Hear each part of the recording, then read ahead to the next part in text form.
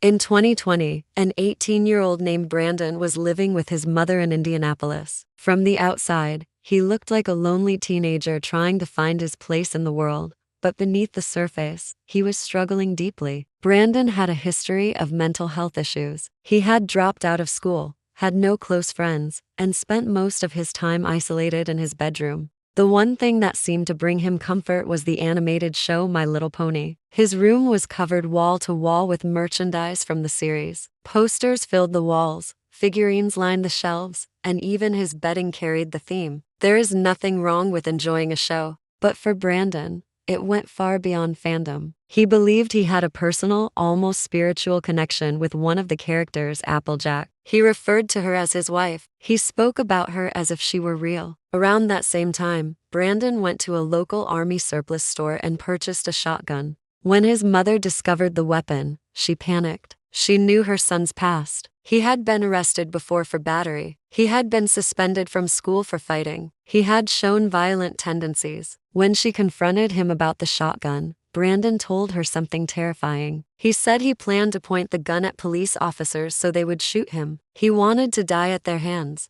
During the argument, he became enraged and punched his mother in the arm. Fearing for her safety and his, she contacted the police. Officers arrived at the house to check on the situation. Brandon appeared anxious. When asked where the shotgun was, he said it was upstairs, but warned them to turn off his computer before looking at it. That only increased their suspicion. Upstairs, officers saw that his computer was open to extremist propaganda websites. While viewing such content is not necessarily illegal, it raised serious concerns. They confiscated the shotgun and took Brandon to a hospital for a psychiatric evaluation. Surprisingly, after only a couple of hours, he was released. Doctors determined he was not an immediate danger to himself or others. Local police alerted the FBI, advising them to monitor him. About a month later, federal agents visited the home to question him. During the interview, Brandon casually mentioned that he might like to join law enforcement one day. An agent stopped him and pointed out that his online activity would likely prevent that path.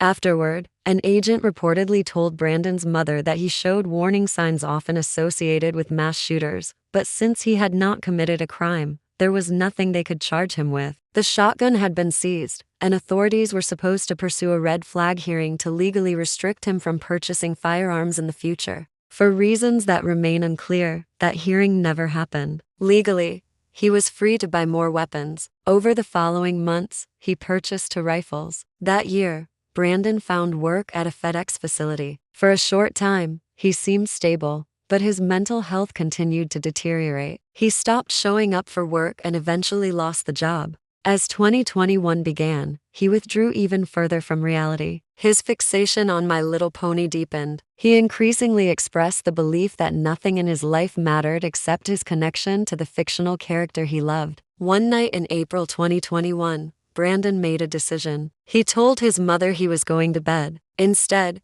he gathered the 2 rifles he had purchased. The weapons had My Little Pony stickers on them. He posted a final message on Facebook, including a photo of himself holding a gun. In the caption, he declared his love for Applejack and wrote that his life had no meaning without her. He said he hoped to be with her in the afterlife, and that if there was no afterlife and she was not real, then his life had never mattered. Then he got into his car, which also displayed My Little Pony stickers, and drove to the FedEx facility where he had once worked. In the parking lot, he saw employees and opened fire. People ran in panic as shots rang out. He moved toward the entrance and continued shooting at anyone he encountered. Inside the lobby, he fired again. He attempted to move deeper into the warehouse, where many more employees were working, but he was unable to get past a secured area. He returned outside and continued firing in the parking lot as people fled. Within minutes, 8 people were killed and 7 others were wounded. One employee retrieved a firearm from his own vehicle and fired at Brandon, but missed before retreating. As police were on their way, Brandon re-entered the building and went into a locker room. There, he turned one of the rifles on himself and ended his life. The tragedy shocked the community and reignited conversations about warning signs, mental health intervention, extremist influences, and gaps in the system meant to prevent violence. It remains one of the deadliest mass shootings in Indianapolis history.